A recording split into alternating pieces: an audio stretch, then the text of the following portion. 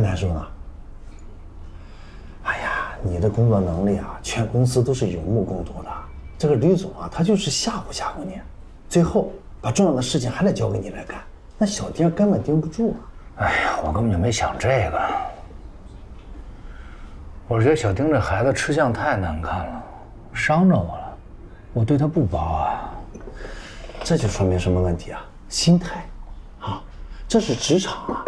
我以为你大半辈子活通透了呢，你说你为这个事窒息根本就不值得。而且这个年轻人啊，人品他就有问题，他这么下去啊，说不定会倒大霉的。哎，我听说啊，最近有人事变动，不知道就轮到哪个年轻人头上了。其实说实话，我挺可怜这帮年轻人的，现在人才竞争多激烈啊！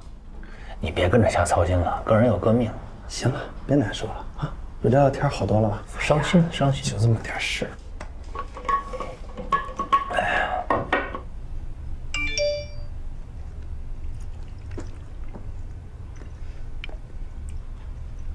艾文妈妈，我真的好喜欢你写的这篇文章啊！哎，下周3有一场分享会，你也来吧，也把你的经验跟大家分享一下。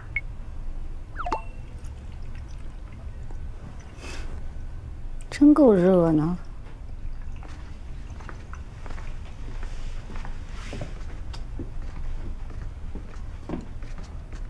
嚯，这谁呀？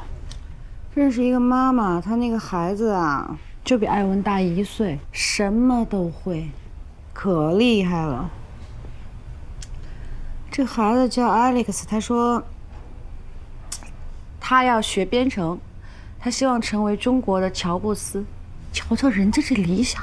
那咱艾文知道乔布斯是谁不？乔布斯我也不认识，但是我觉得小孩挺累。我是不是对他太松了？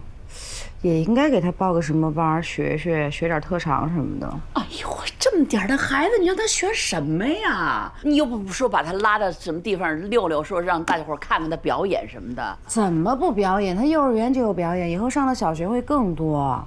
哎，你说他吧，现在就是除了玩什么都不会。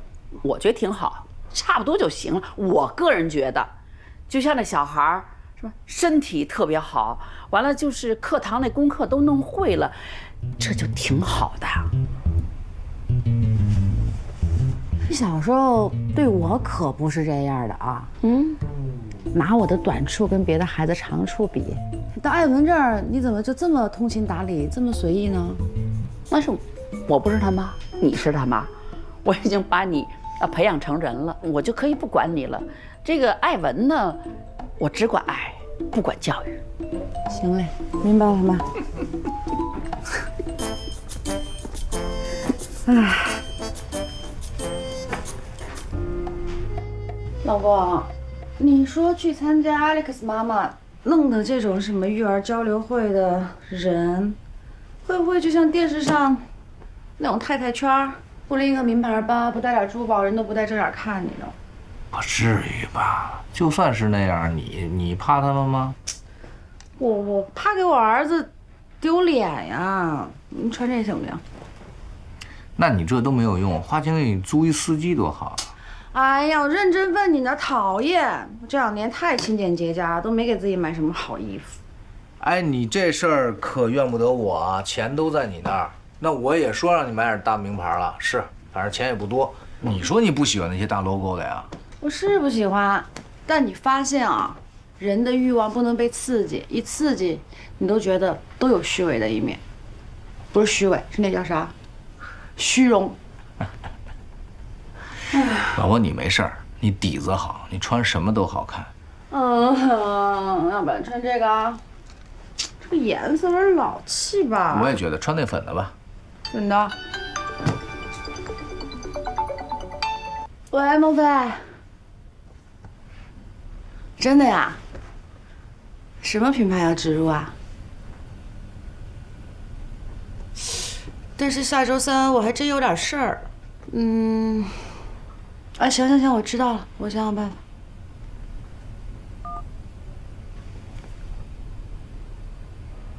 你们公司是不是离那个默默咖啡挺近的？几点？中午。明白。谢谢老公。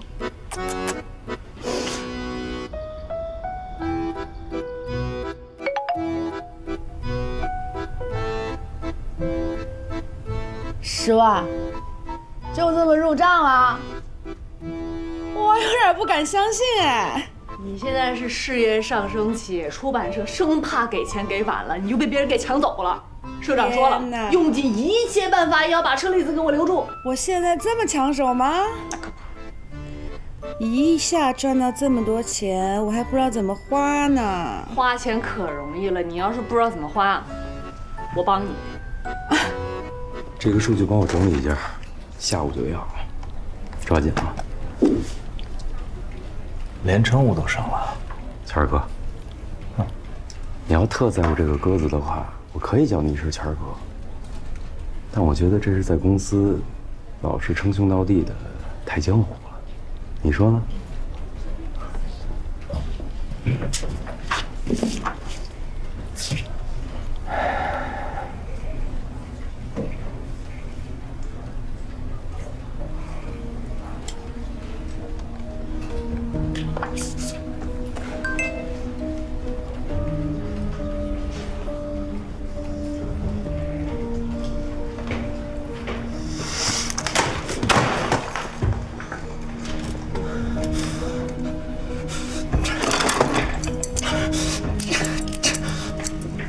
怎么了，老于？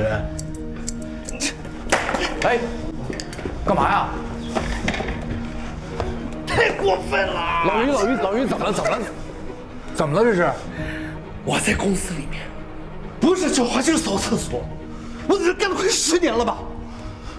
花越长越猛，什么头发一把一把的掉，这个傻子把我给开了，他让我毕业，可笑吧？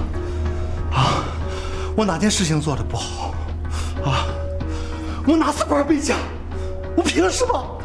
这不欺负老实人吗？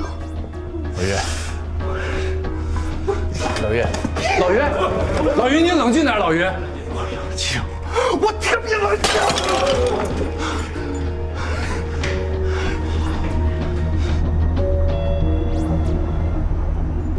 你以为我会跳下去是吧？放心吧，我不会。我还有老婆孩子，我在这想回家怎么跟他们交代。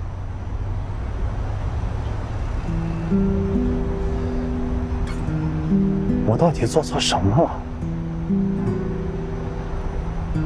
我今年46岁了，在公司里干了快10年，说把我开了就把我开了。工作、家庭，我好像一事无成。我一个大男人，我压力太大了。哎呀，我的妈呀！我现在什么都没了。我跟你说，别害怕，不会的。生活还是得继续，你得坚强起来。至少，你还有我这个朋友。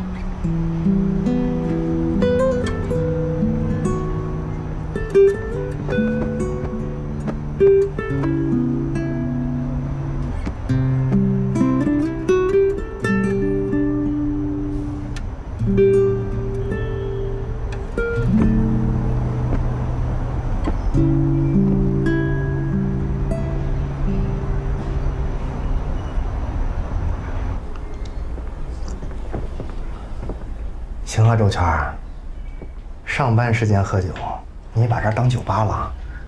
要不我再给你来盘猪头肉，你再喝半斤呗？不用，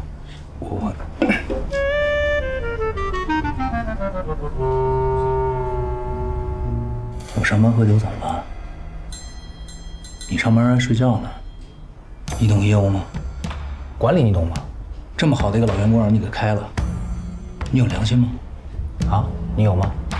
回答我，你有良心吗？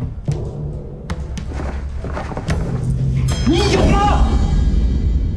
哎，周强，真喝多了？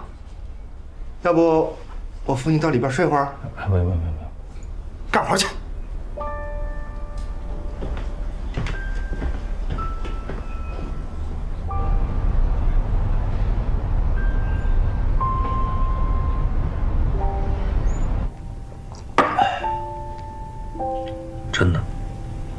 觉真的好冷酷啊！老于啊，是个实实在在、本本分分的人，跟我一块儿进的公司，没招过谁，没惹过谁，人家业务能力也不是不行，谁的忙能帮。自己花钱在公司里边买了那堆绿萝，我以为他喜欢花呢，他就是怕我们所有人呼吸不到新鲜的空气。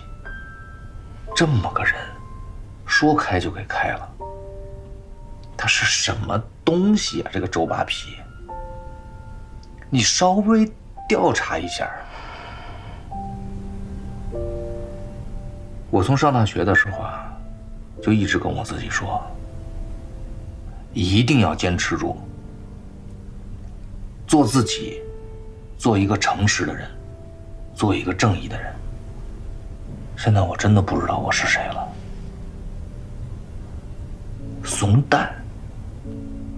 我特别想骂那个周扒皮，可是我在关键时刻没有站出来，没有一个态度。我特别看不起我自己。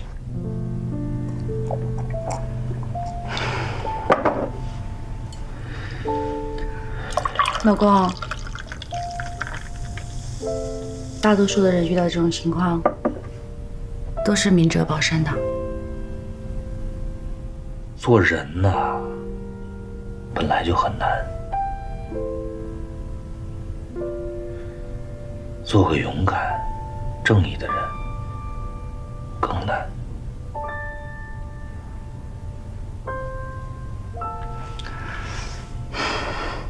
每个人都只能对自己的人生负责任，对自己的家人、爱人负责任。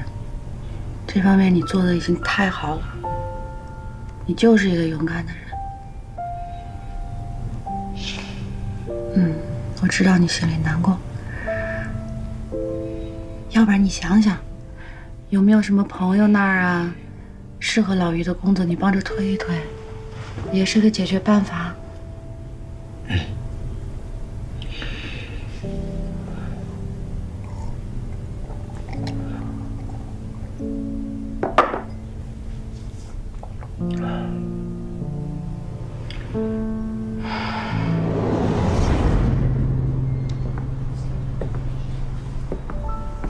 周全儿，周全儿，辛苦啊！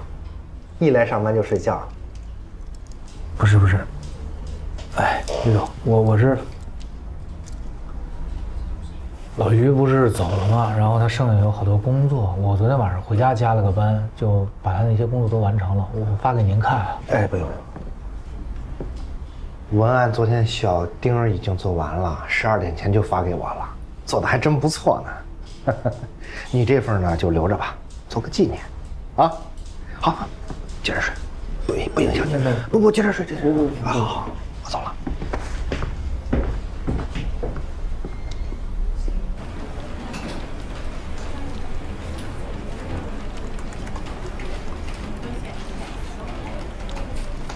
老于的事儿我知道你也不痛快，你一直在忍着，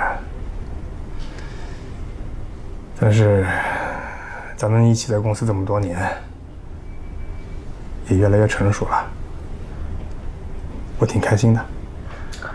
老于总，你开心啊？哎，不是，我跟你说，你不用劝我，但是我心里边确实是不舒服。这个，你说搁谁都很难面对。干这么多年了，咱们在一起也这么长时间了，是一点矛盾都没有过。老于人又这么好，让他说开就给开了。他是谁呀？我告诉你，我想对付他的，但是我思前想后，我觉得没必要。站在他的立场上呢，我也算能理解。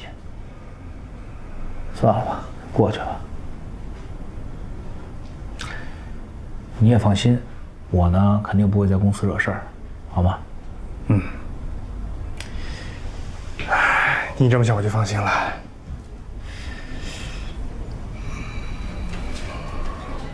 那没什么事儿，我先出去了。哎，娟儿，今天早上我接到公司一个重要的决定。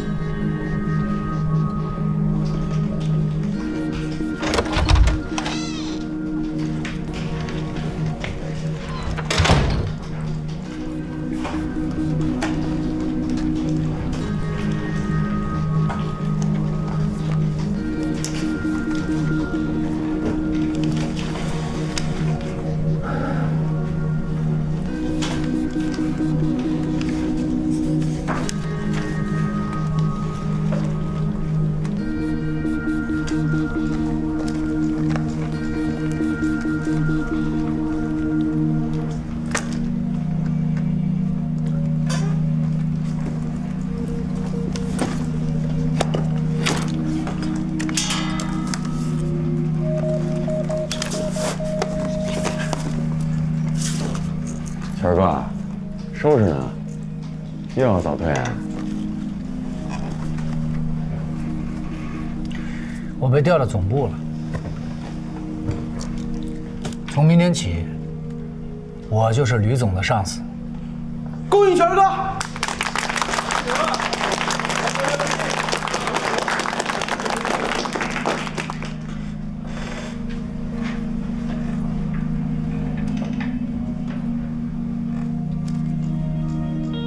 哥，我错了，我真的错了。你大人不计小人过。过去了，小丁，我得要奉劝你一句：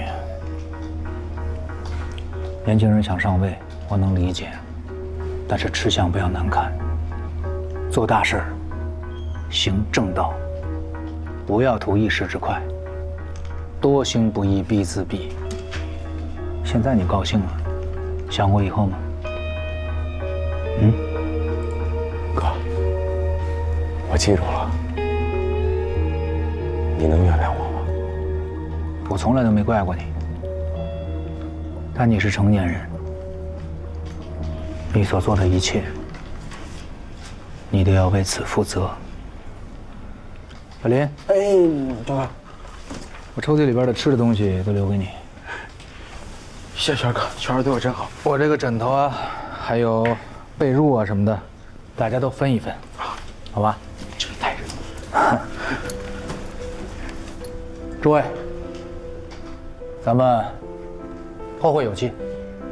权儿哥，权儿哥，权儿哥，权儿哥，权儿哥，权儿哥，权儿哥，权儿哥，权儿哥，权儿哥，权儿哥，权儿哥，权儿哥，权儿哥，权儿哥，权儿哥，权儿哥，权儿哥，权儿哥。哎，吵吵什么呢？啊，把手放下。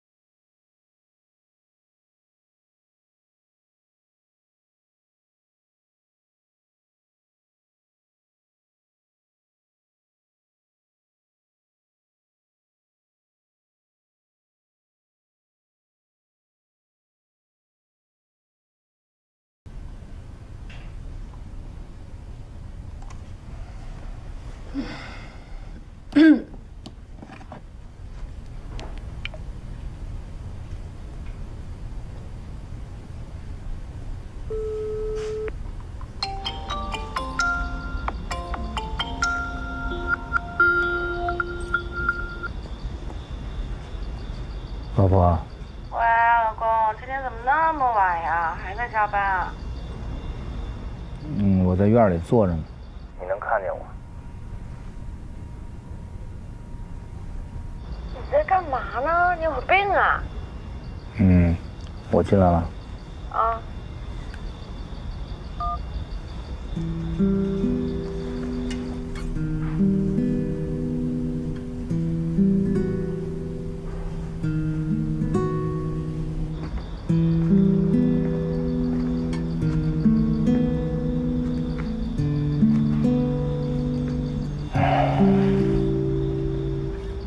喝酒了？嗯。找他代驾？嗯。说吧，你怎么了？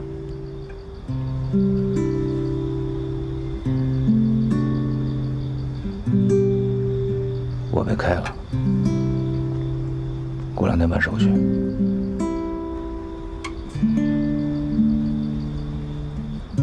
对不起。洗澡去，臭死了。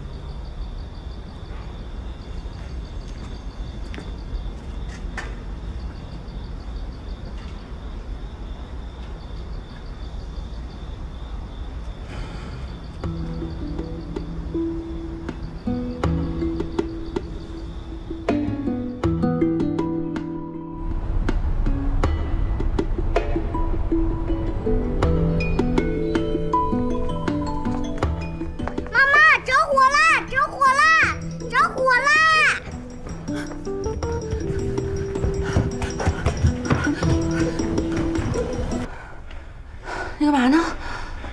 我想煎个蛋，然后就着了呀。你会吗？不会。怎么不问我呢？你睡呢？你看几点了7点啊。我闹钟怎么没响啊？我给摁了。那你怎么起来的？我就没睡。哎，那咱俩一块儿再做呗。锅都糊了，点外卖吧。行，我点。吃什么？油条。耶！油条，油条，油条，油条，油条，油条。吃完油条，爸爸妈妈一块儿送你去上学，好吗？爸爸，你不去公司了？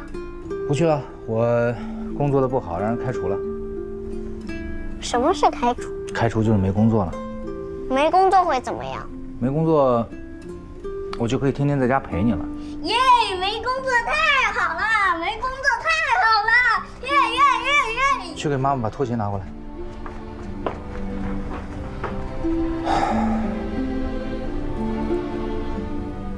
来了。你头太大了。妈妈拖鞋。谢谢宝贝。吃油条。刷牙洗脸自己去。师傅，你先堆那个门口，然后我告诉你具体号码。那个，你的包自己背上。妈妈，这就是我们的家吗？对呀，这是新家，你喜欢吗？我希望这里有很多的小朋友。当然，这有超级多的小朋友。妈妈，我有点饿了。那咱们赶紧搬，然后妈妈赶紧给你做饭，好不好？快快快，来，来，这个你帮妈妈拿着。你拖。我拿一个，我拿一个。走，你跟着妈妈走，来。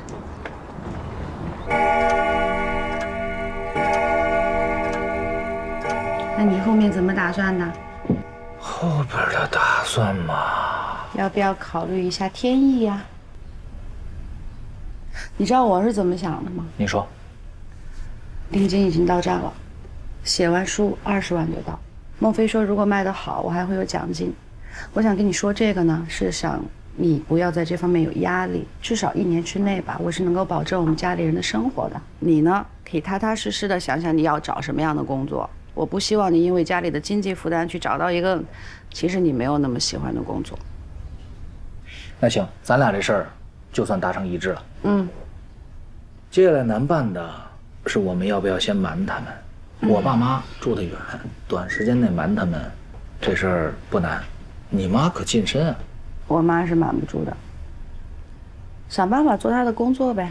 家里再备点速效救心丸，给我妈备着。咱们都得吃。不至于，不至于，不至于，能说通的。好。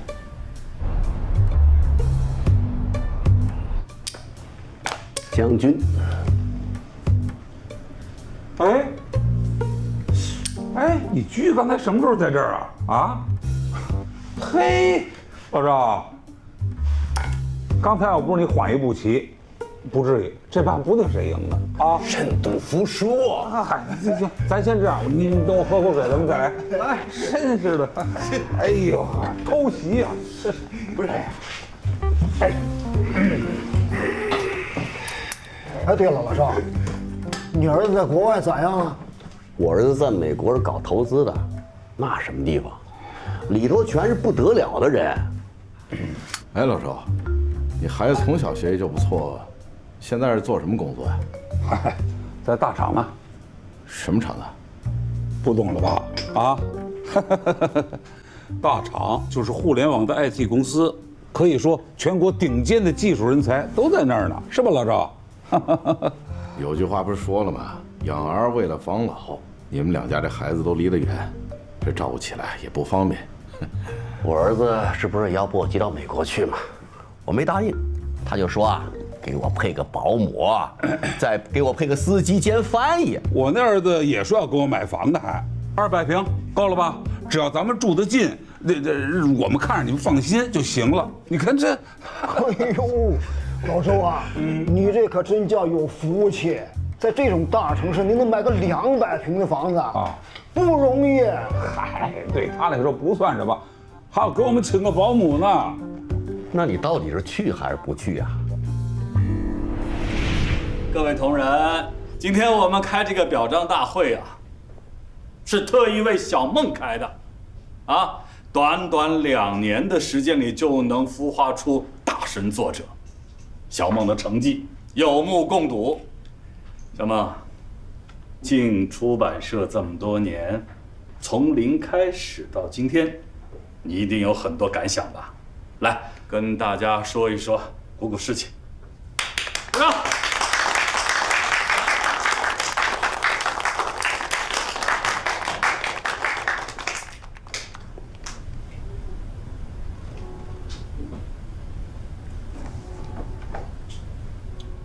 谢谢大家捧场。我确实有很多想法，最多的想法就是感谢，感谢出版社的同事们随时随地给我的鞭策，感谢作者，感谢我自己，感谢我们没有在被冷落、被轻视、被半路截胡资源的道路上停下脚步。如果没有你们的鼓励和鞭策，我就没有压力，没有压力我就走不到今天。希望你们再接再厉，再创辉煌，再多给我一点压力，让我更好的成长。谢谢大家。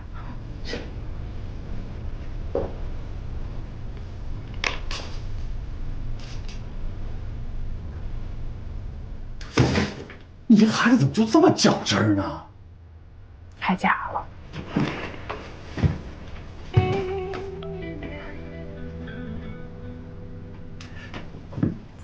是，你专业能力强当然是好事儿，但那些专业能力没有那么出众的，他们也有他们的生存之道。和光同尘，啊，人和人交往不只有一个标准。你要是能包容和自己不一样的东西，那才是真正的成长。明白吗？如果成长就是做违心的事儿，说违心的话，那我宁肯不成长。社长，我还有下个月选题没做，我先去忙那些。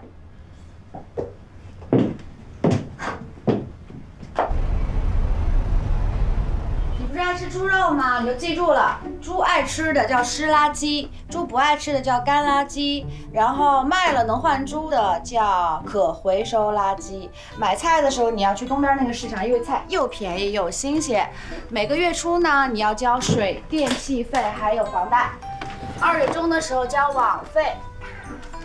艾文的玩具每半个月你就要给他消1次毒，妈妈的药呢是每个月去拿1次，记住了吗？干嘛呢？你不让我录下来吗？我让你录声音，没让你录视频啊。美啊！早说要化个妆啊。这些事儿呢有点复杂，你不用着急，慢慢的就能记住了，好吗，老公？都记下来了。嗯。没那么难吧？难啊，这些年你辛苦了。你不辛苦啊？我哪有你上班辛苦啊？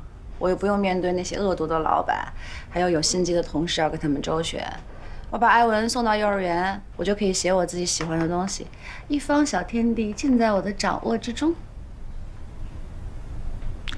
我才刚开始就腰酸腿疼的。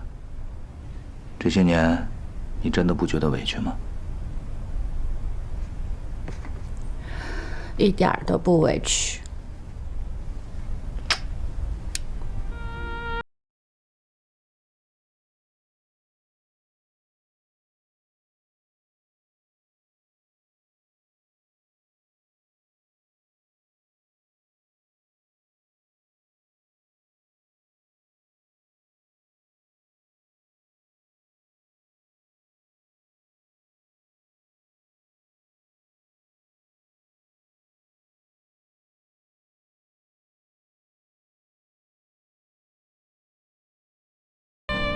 我们视频。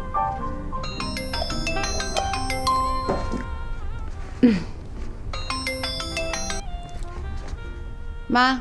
喂，丽丽，我没事儿，我就想问问你呀，艾文今天会，哟，周全怎么在家呢？下班啦？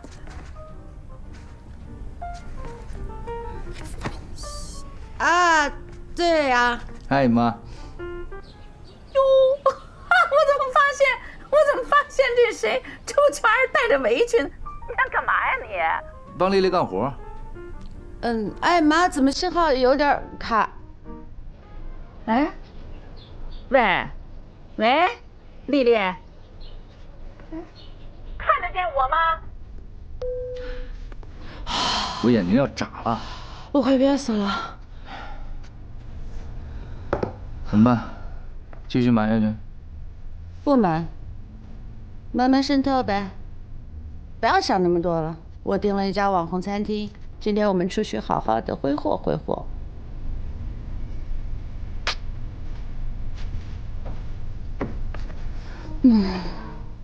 不要担心啊，你肯定能干得特别好。我超级相信你。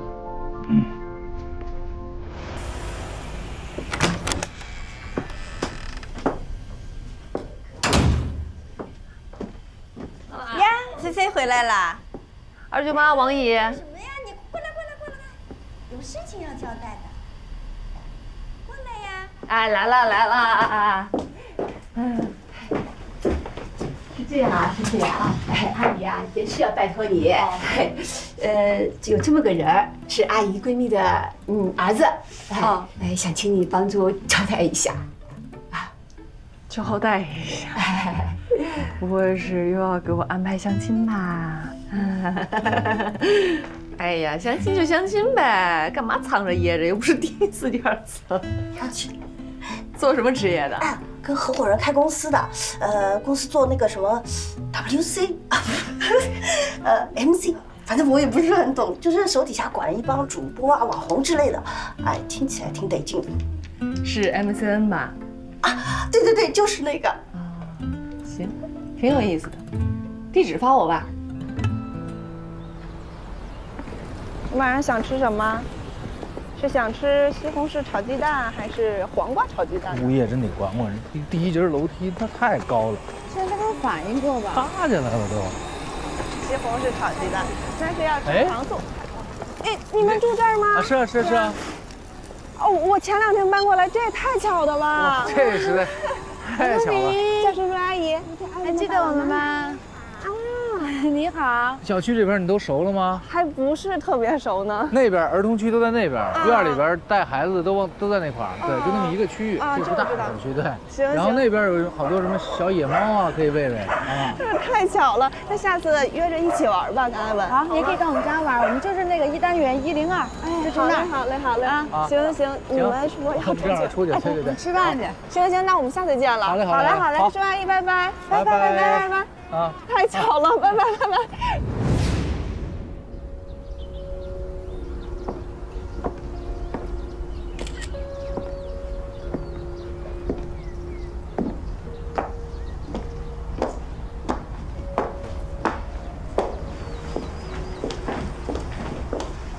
定梦。这是您预定的位置。谢谢。我要一杯柠檬水吧。好的。啊，不好意思啊，朋友有点事儿，咱们说到哪儿了？刚才？啊，说你和师兄大学没毕业就出来工作了，当时没有考虑影响学业吗？考虑了，这是您的柠檬水。谢谢。就是觉得创业的时机稍纵即逝的，学习以后都可以学。可是大学肄业这样的学历有点不太够看啊。啊，我能问一下给谁看吗？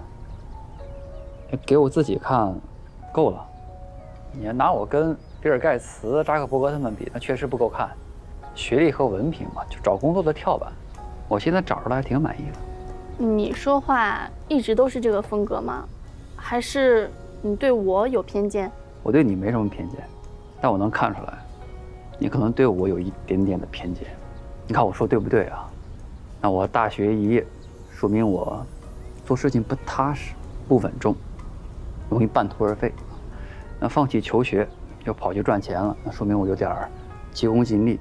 再加上我的工作上，经常能碰到一些年轻的、漂亮的姑娘，所以大概起来说，也不是一个适合结婚的对象哈。你好，接个活吧。谢谢啊。既然你这个态度，那你为什么还要来相亲啊？既然你这么问，那我就实话实说了。今天我之所以来呢，是因为你选这家餐厅特别好吃，他们家牛排特别棒，我给你切一块尝一尝啊。哎，你走了？哎，这不浪费了？哎呦，服务员，麻烦你帮我拿到那桌，谢谢啊。哎呀，不好意思啊，久等了啊。哎，是你啊！所以现在是1号候选人被 pass 了，我是候补状态是吗？嗯。本来吃瓜吃的挺欢的，结果发现自己也是瓜的一部分，真的有点下不了嘴了。高管先生，我以为我就够敷衍了，你这样搞车轮战，是不是有点太不尊重女人了？不是，听我说，这是个误会，我是被逼过来的。是，都是被逼的，炸出天机。行了，你走吧。为什么是我走啊？你觉得现在我们俩这个状况，这亲还能香吗？而且你宁愿冒着被骂渣男的风险，也要在这儿吃饭。我对这家餐厅的味道真是好奇极了。是吧？你也好奇啊，这个味道特别的好，所以我连饭都没吃一口就让我走，那我走不了。再说了，你呢没有相亲的意思，我也没有求的打算，那不如这样，咱俩就凑合一顿拼个桌呗。你后面还有约吗？最后一个。点菜。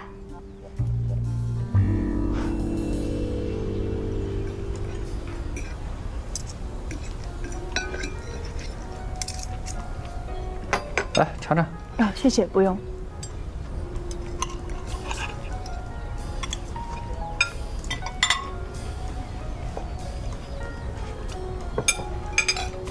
哎，谢谢，不用了。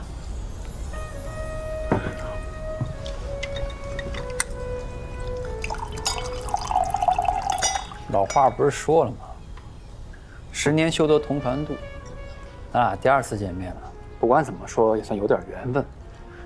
我这给你切块牛肉，倒杯水，就当还你打火机的人情了。没必要这样。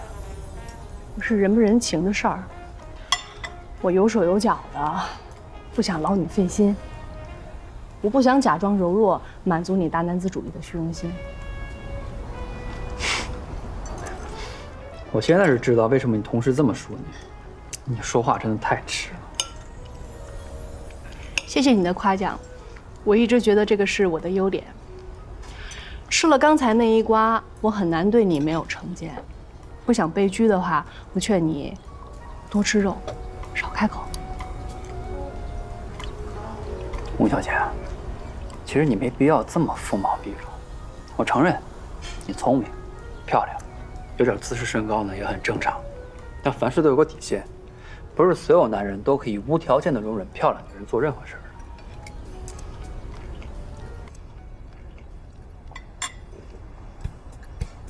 那个高管先生，我觉得你可能是有点误会了。我长得漂不漂亮也好，脑子灵不灵光也罢，那都跟你没有关系。我长什么样子，不是为了给你这样的男人看的。我愿意关注自己内心感受多过别人的评价。我自视甚高，那是因为我有底气，不是因为你的容忍。你这么冲我是一点都不喜欢，但是呢，我又找不到任何能反驳你的理由。确实找不到，施恩施惯了，早就忘了平等交流的感觉了。我们公平点儿，不要双标。一个女人她愿意张牙舞爪的活着，那是她的权利。为什么要考虑你们男人能不能容忍呢？你们在公开场合聊下流段子、讨论相亲对象的时候，有没有考虑过女人能不能容忍啊？那你一棒子打翻一船人就不双标了啊？男人对女人有要求就是十恶不赦，那反过来，女人对男人有要求就变成理所应当了。照你这么说，以后但凡是个女的，就直接立于不败之地了呗？你哪只耳朵听到我是这么说的了？哎，你知道我们两个之间最大的区别是什么吗？那就是我压根儿不关心你的生活，你嚣张，你放纵，你渣渣渣，这些跟我根本没有关系。只要不犯法，我都尊重你。可是你呢，总是想要来教育我，用你的需求来规范我的行为。你又不是女人，凭什么教我怎么做女人？行，你说的公平点儿。同样的，你连男人都不是，你不也一样在教我怎么去当一个男人吗？哎，你怎么在这儿呢？你怎么来了？你们俩怎么在这儿啊？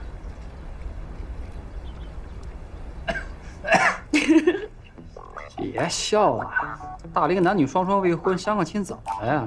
再笑我翻脸了，多大点事儿，你至于吗？跟我翻脸。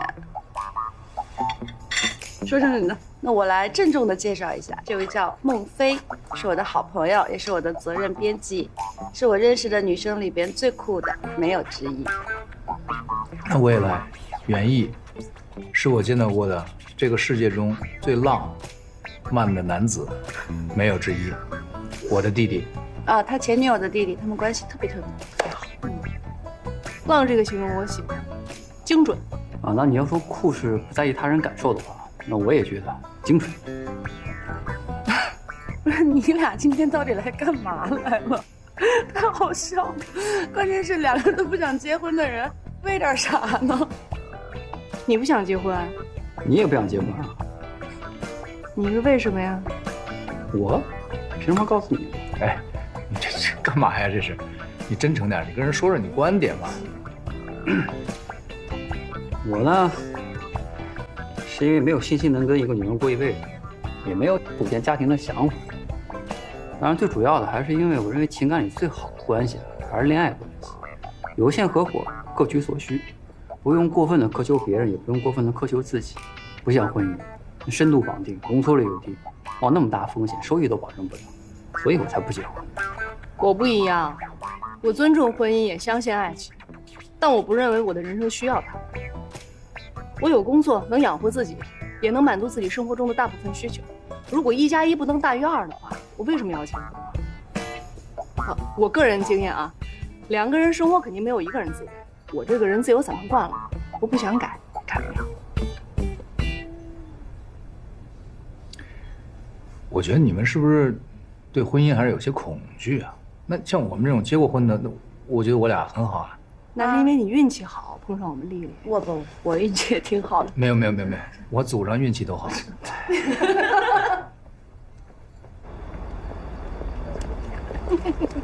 前也不是招日，是不是？行了，我们走了。哎，啊，慢点开，注意安全啊。好，拜拜，嫂子。那回去好好写稿啊。天色还早，你不用带娃，也不用写稿。快闭嘴，拜拜。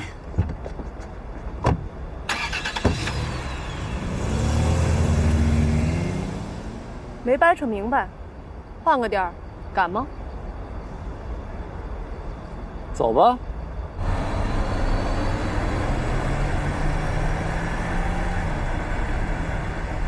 尴尬，今天真的被我给欺负着了。鹏飞好不到哪儿去。相亲，我天，这么老土的事还让咱俩给撞上了。关键是他们俩相亲，2个怪咖，我就觉得太好笑了那个画面。我吃饭的时候真的不是故意的，老公，我真的看到他们俩我就想笑。就当个笑话吧，我觉得也长不了，玩玩呗。不一定哦，我倒觉得他们俩说不定有点戏。什么理论依据呢？你看，首先我们从现场那个氛围上来讲，虽然2个人很没冷对的，对吧？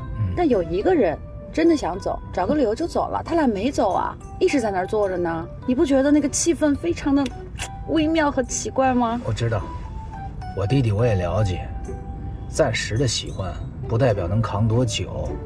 他极度没有安全感，他不是个坏孩子。但是孟非这样的，我觉得，哎，咱俩打个赌吧。赌什么？你说。他俩好不过1个月，赌睡前按摩10分钟。半个小时吧。我就喜欢你这种自信和乐观。1个小时敢吗？老公，你身体扛得住吗？那我们现在先回去试试。你开快点呗。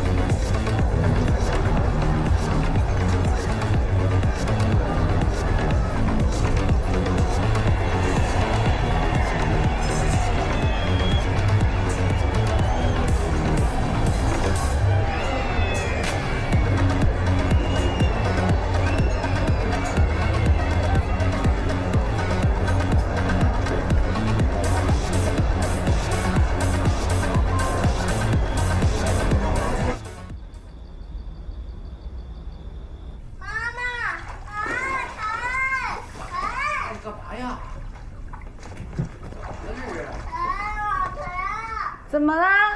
妈妈，爸爸虐待我。哎，你这黑状告的，哎，怎么会虐待你呢？搓个澡吗？我不要你，我要妈妈，走开！你让你妈给你洗吧，真难伺候。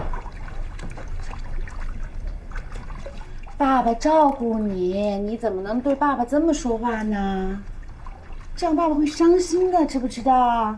爸爸只是拿错了搓澡巾，你可以告诉爸爸说：“爸爸，我其实是用这个的。”知道吗？知道。你这样爸爸看，爸爸多伤心。这样舒服吗？疼吗？把油要抹匀啊，一会儿妈妈要检查，听见没有？动作快点，别感冒了。好的。怎么啦？沮丧啦？平时老是咋呼着要我，这我一上手以后老是打击我。我编个代码，只要胆大心细，接下来就是掌声和羡慕的眼神。这弄孩子，好麻烦。我觉得我要不然还是去工作。不会吧？这么快就要打退堂鼓啦？我这2天故意没怎么插手，就是我想看看到底哪些是你的长处，哪些是你的短板。短板你不用担心啊，有我在啊，我教了呀。你那么聪明，很快就学会了。我说说长处。带孩子的时候特别有男人的智慧和魅力。哦。艾文跟着你一定会比以前变得更加有担当和勇敢，这个是真心话。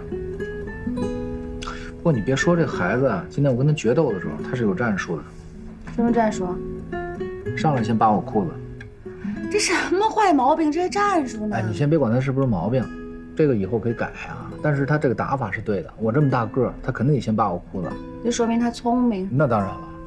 你看啊，这就是爸爸的思维和妈妈思维的不同。要是我的话，我只能看到他这个坏毛病，我会教育他、批评他，但我可能看不到他另外一面。有道理。红了，都搓红了。妈妈，快进来，陪我睡觉。他是不是觉得他是家里的王？我开工了。老公加油！妈妈来了！你个脑子不清醒，你个脑子不清醒。来，我上场。这是你抓的，好吧？明明就是你说的。从前有一个小木头人，他叫我操。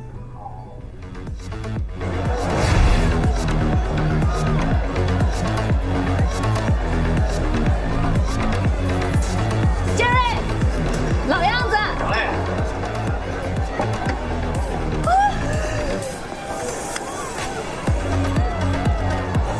你是不是喜欢我？你说什么？我说，你是不是喜欢我？你喝多了吧？一点感觉都没有。接着唱吧，接着唱。走。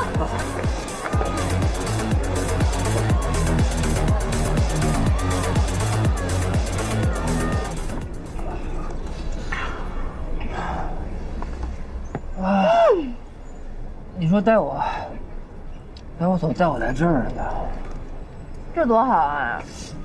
咱俩怎么到这儿的？相亲啊！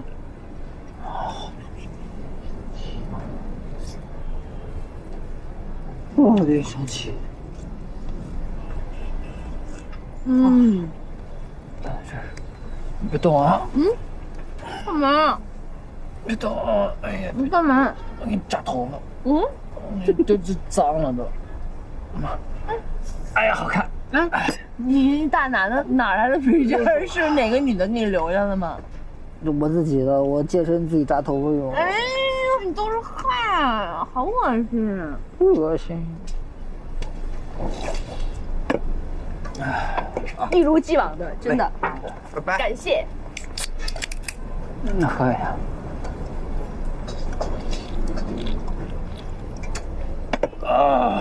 你相亲的时候有没有遇到过好玩的事儿、奇葩的事儿、怪的事儿？我之前碰到一女的，海龟。哎，你们家的那个什么哦，中文我想不起来了 ，air control 是什么？跟你那个死厨一模一样，真的。哎，你呢？有没有啊？他跟我相亲，他问我说：“哎，你喜欢狗吗？”我说：“还行啊。”然后他说：“那咱俩结婚吧。”啊？他后来跟我说，他找老婆就是为了给他的狗找个伴儿，是不是 so crazy？ 所以狗不行，马行吗？牵个马可以，来马可以。我相亲不是为了别人，我就是要找到真爱。我这样，我缺一个跟我谈恋爱的人吗？并不缺，但是我真的，我一定要等到那个对的人来才可以的。我就是要找到真爱，这过分吗？赞同，太不过分了。进真爱，我们进白马，敬孙悟空，猪八戒，白龙马，翅儿朝西，驮着唐三藏，跟着仨徒弟。西天取经上大路，一走就是几万里。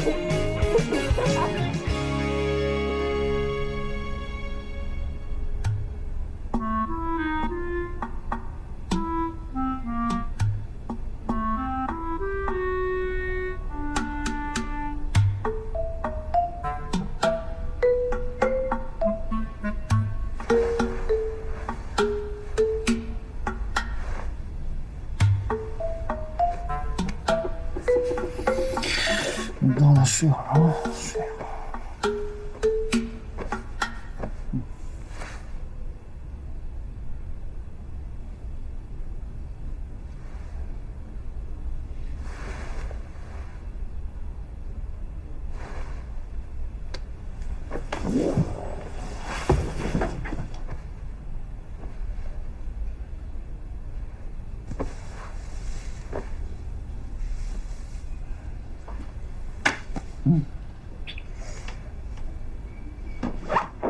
起来！啥呀？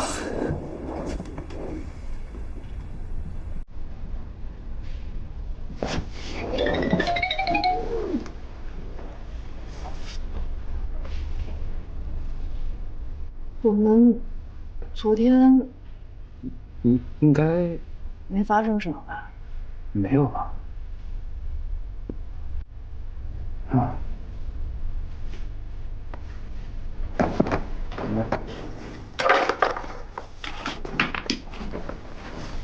还有个这个呀。你还拿行李了吧？啊？那是谁订的？好像我吧，我记得。房费 AA 啊？不用，你跟我开房没有 AA 的。又大男子主义了吧？怎么大男子主义了？没多少钱的事儿。不是钱不钱的事儿，公平。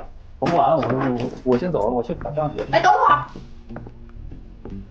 我先走，半个小时以后你再走，听见没有？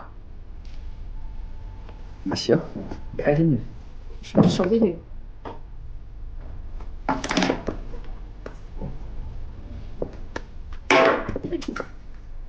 自己摔了怪我的。哎，你别跟别人说啊。放心吧，你不说我不会跟别人说。你介绍人，我二姑他们。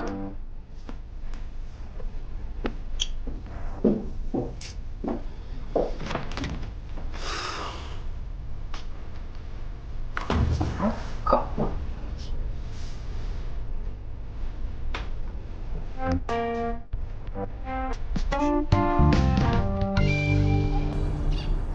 爸爸，我的大馄饨好吗？对啊，妈妈替你尝尝。好，说不定还挺好吃。就是啊，这好吸收片汤。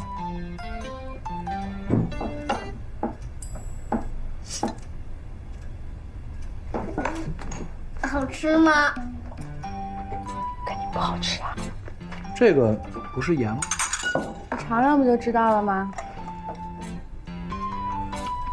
？So sweet。老公，先挑你会干的干，不要上来就想大鹏展翅嘛。不是，都得要学嘛。我挑个最难的，万一我撞上了呢？不挑孩子着急吃饭的时候学，好不好？送他走了，在家慢慢学。行，那咱们叫外卖吗？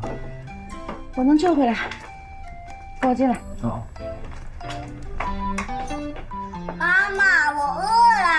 儿子，最多等我10分钟，好吗？嗯。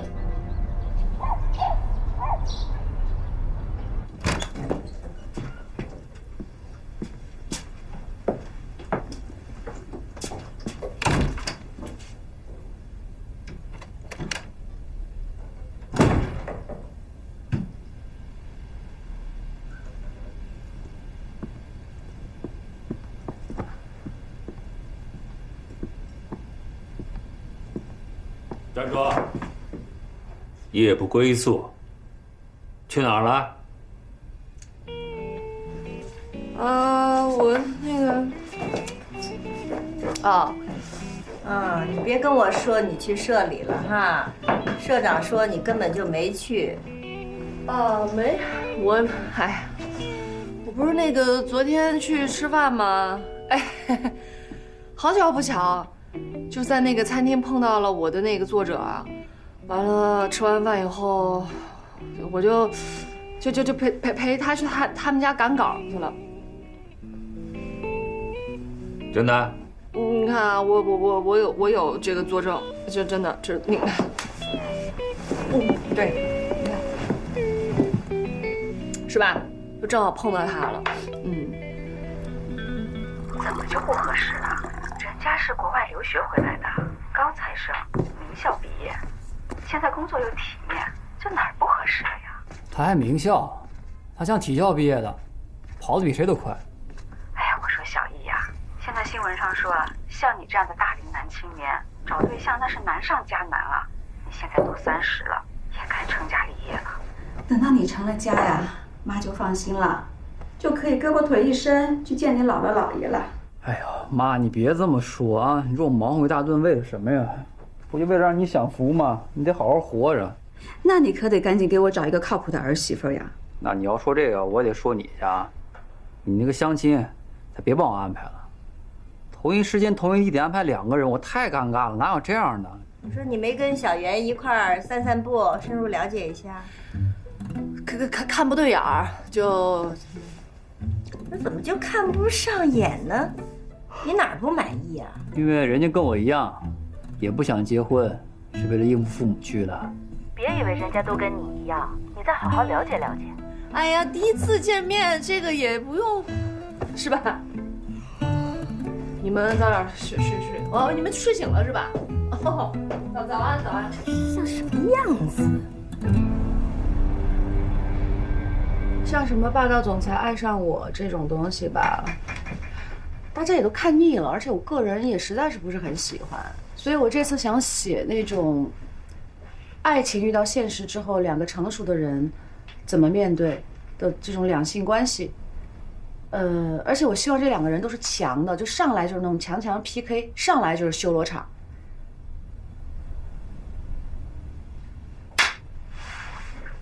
你在干什么？平时工作的时候连呼吸都觉得浪费时间的孟大编辑，你是在开小差吗？我错了。哎呀，我今天状态不太好。我听了你说的挺好的，挺有新意的。听进去了吗？听见了。真的假的？那我就按这个方向写了，没问题。反正我们试试看呗，要是这条路走不通，再想办法。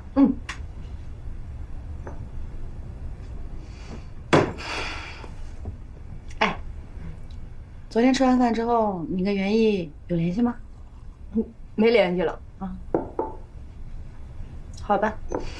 哎，你们家周全为什么会和袁毅那么好啊？他俩又不是一路人。你问这个问题是对我老公感兴趣呢，还是对袁毅感兴趣呢？我猜是对袁毅。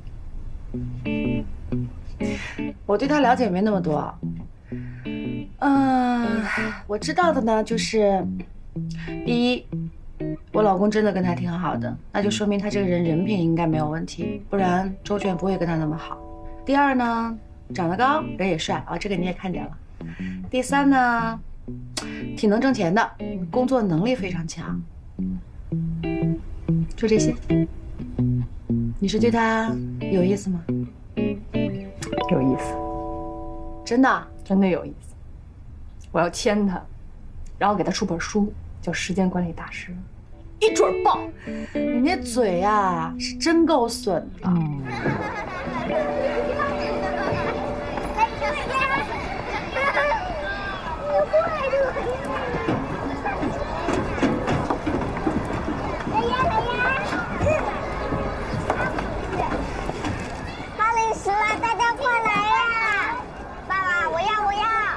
其实我觉得你们家周全这点挺好的，好多男的就觉得家庭孩子就应该是女人的事儿，可是你们家周全这方面其实挺通透的。真的，我跟你讲，我觉得我老公这方面格局特别大，他跟一般的男的真的不一样。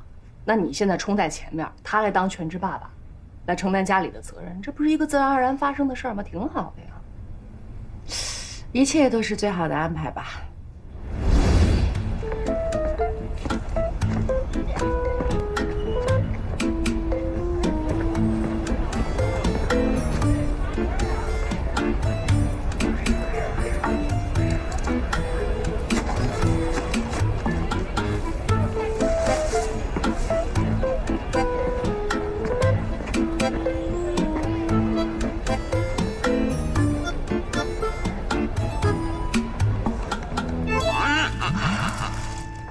老公，咱一次性在菜市场不要买这么多蔬菜回来，因为咱们家就这么几口人，你吃不完，这些菜都不新鲜，你到时候扔了还是不扔啊？很浪费，知道吗？还有我让你买甲鱼，你买2只小乌龟是什么意思呢？甲鱼长得太难看了，而且那个吃它下不去手啊。这个多好玩啊，就当宠物吧。名字我已经起好了 ，Paki，Wagi 是成功越狱的最聪明。然后这个 Paki 就会很着急、很生气。还有这个水芹啊，下次不能买这样的，你用手指头掐一掐，这太老了，炒出来就很难吃，孩子是不爱吃的。Paki， 吓得我老婆都咬我怎么办？哎，你认真一点好不好？好。这是一份工作。这份工作不太容易，没有你想的那么简单。现在一家人的生活交到你手上了，你理解吗？我知道了。你要是这个态度、这个水平的话，我妈来看到了，是肯定不会同意把赵爱文交给你的。这不是闹着玩的。我知道了。这个是什么？蒜苗。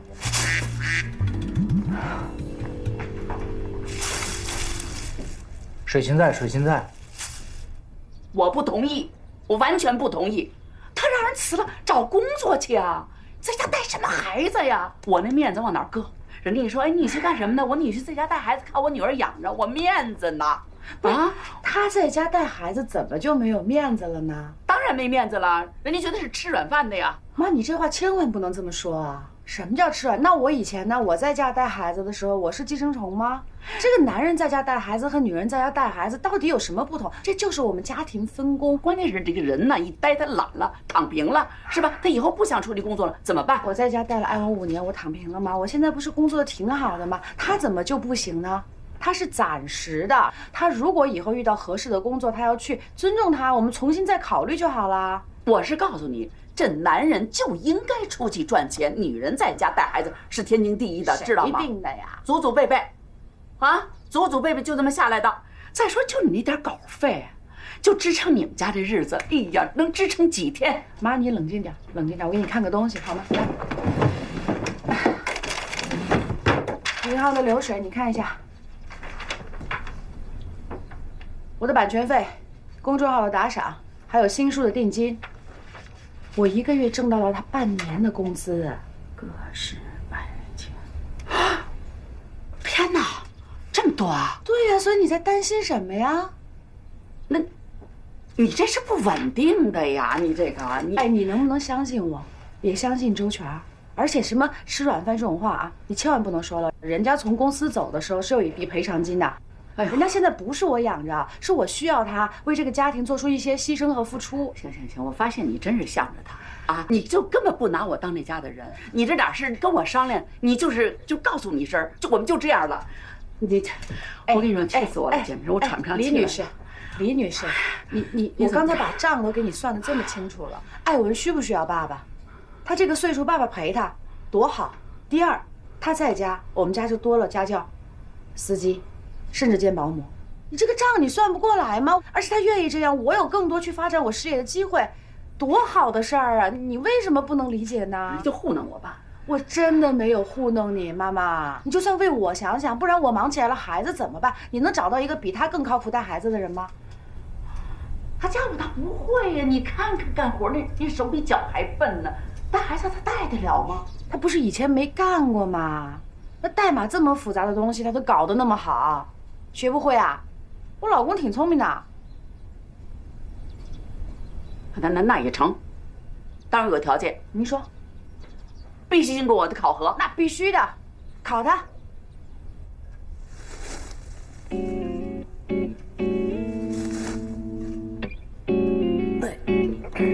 你觉得小周能行吗？让我走，刚来就要经历这种事情，太难了。说说吧。公司呢，它很复杂，它不是说像这个上班啊、下班啊、坐办公室这么简单，它有很多人际关系，还有很多小人勾心斗角。我想远离他们，我想找一个干净的地方，离开这个泥潭。你是为什么让人给辞退了？他们觉得我岁数大，避居就轻。避居就轻什么意思啊？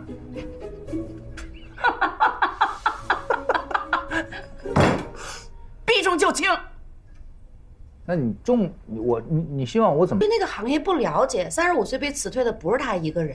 我刚刚在里边都跟您白聊了，是吗？不是，哎呀，他对我好，对李家好，我都知道，心里明白。但是我现在心里慌。你说咱们家顶天立地的一个大男人，咔嚓倒了，我老公怎么就不差了呢？你怎么就知道有一天我不能哐当呢？他怎么就不能哐当呢？我是说，他让我心里发慌。你慌什么呀，妈？我在挣着钱呢，我在家待了5年了，我能养家。他回来陪孩子有什么不好的呢？再说，我觉得一个大男人在家里照顾孩子没什么丢人的。现在就是带孩子的男人太少了。哎呦，我发现我是皇上不急太监急。哎呦，真是。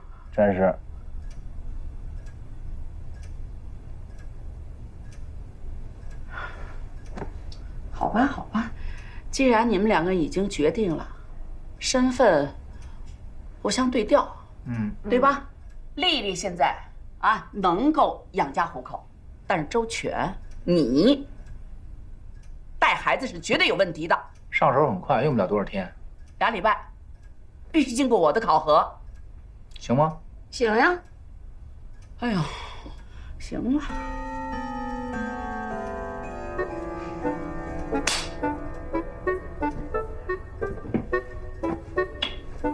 通情达理啊，通情达理，必居就轻，必居就轻。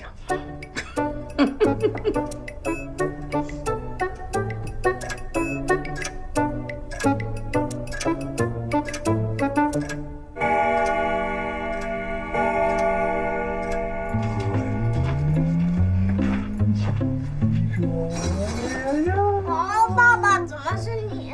我要妈妈。要什么？妈妈最近很累，爸爸正好休息了，所以最近可能就爸爸来陪你的时间会多一些，好吗，儿子？从今天起，家里会少少的发生一些变化，希望你能适应。刷牙、洗脸、拉臭臭，10分钟的时间，对吗？今天爸爸在，给你11分钟。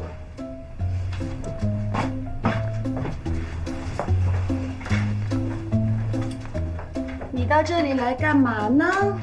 你训完孩子以后都来这儿啊？那你知道具体做什么吗？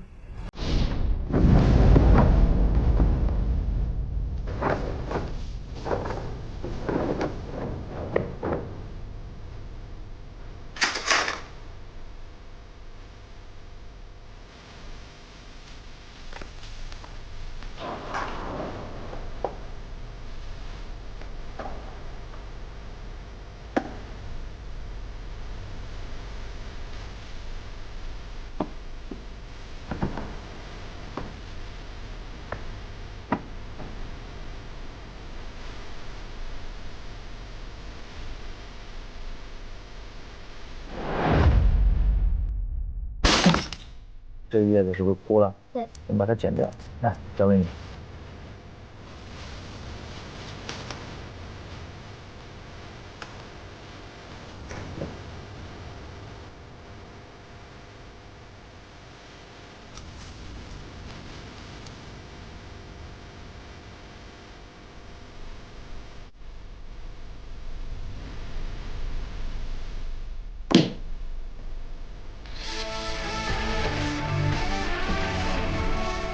10环。你你怎么把剑收到电视上了？妈弓还在他手里呢，拿出来。他是孩子，我能说他吗？那行，我错了，我错。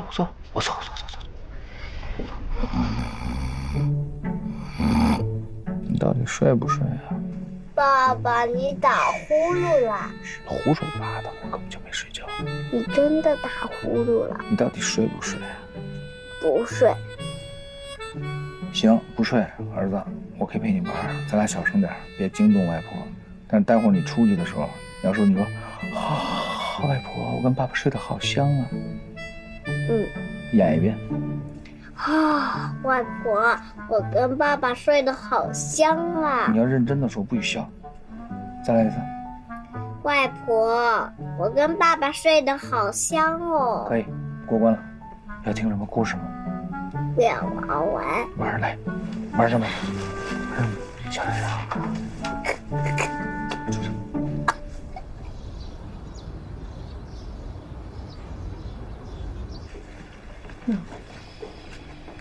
小心烫啊！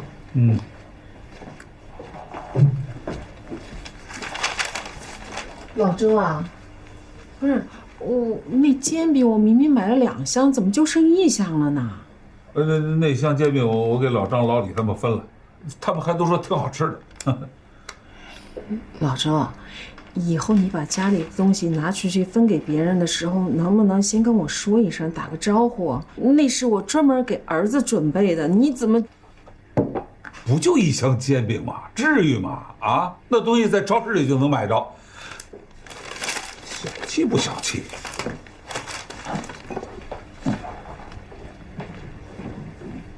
我小气，你大方。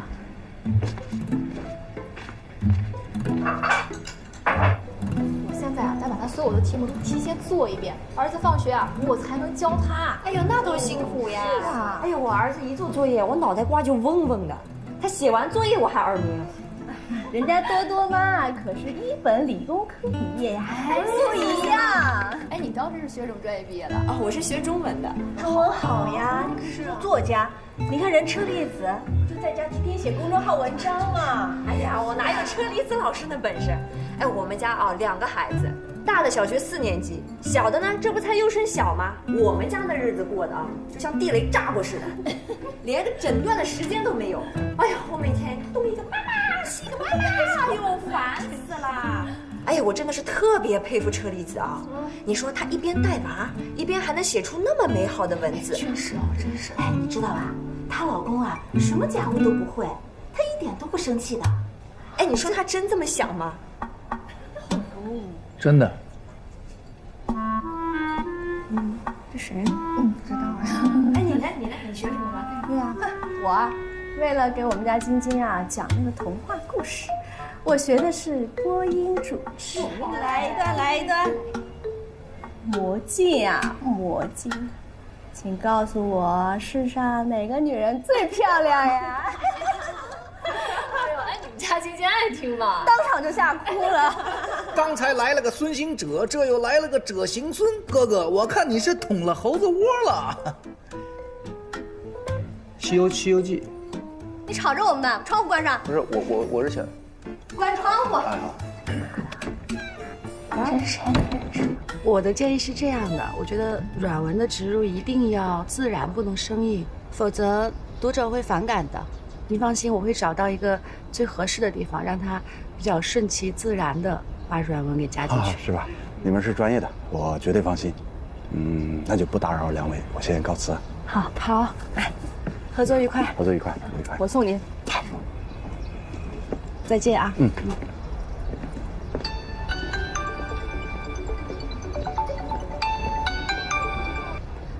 哎，老公，怎么样？老婆，我还行，我现在在努力的融入。Alex 妈妈也没来，我想参与大家，好像有点困难，我怕再这么下去，人家报警了。你别逃啊，老公，你是带着任务去的。都是女的，我也不知道该说什么。那里边有几个妈妈特别厉害，教育孩子是一绝，你跟着好好取经。好，我知道，我努力学习啊，我再等一等 Alex 妈妈啊，加油，爱你。好，你忙。哦天哪，你们俩太腻了，又怎么了？没腻，是，今天本来我有一个妈妈团的聚会，就是能够分享怎么教育孩子的经验，我不是被你瞪到这儿来了吗？所以我就把周璇给发过去了，她有点不好意思，因为全是女的。早该让他去了，就让他看看带孩子多不容易。周璇一直都知道，还心疼我的，她知道我带孩子也不容易。行，我知道，你老公最心疼你，行了吧？来，这合同看看，没什么问题的话就签了啊。好。哎，你不看啊？你不是都看过了吗？我除了我妈和我老公，我最信任的人就是你。这几个聊什么呢？老远就听到那么大声。Alex 妈妈。呀，周璇来了。对。哎呦，快过来。好。哎，我给你们隆重介绍一下啊，这是我在宝妈团购群认识新朋友的老公，他太太啊，车厘子老师。哎呦，刚才我想努力的融入大家，他们没融入进来啊。前2天我朋友还在给我转发车厘子的文章呢，哎，写的老有意思了。是可红了这个。对了，您太太今天怎么没来啊？他忙，他在工作。您太太也太厉害了，在家带孩子还能写出这么好的文章。哎呦，写的特别的真实。周先生，可能加个微信，我也算认识半个名人。哎，回头介绍您太太给我们认识吧。好。那个 Alex 妈妈可以拉个群，我们。对，回头我来拉个群，一定要加的，一定要加的。啊，必须。这位妈妈，你来了。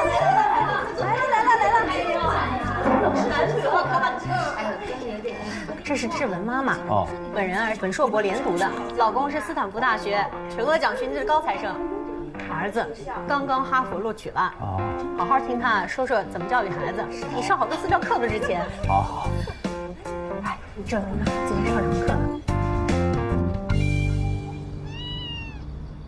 等我睡要跟我睡，跟我睡，跟我睡，跟我睡。怎么着啊？让孩子跟你睡嘛，一天到晚在外边忙活，好容易回来，让孩子跟你亲近亲近啊。这样，跟我睡。哎，行了，孩子，妈，你听我说啊，咱们玩归玩，闹归闹哈，教育理念，我希望您还是尊重我。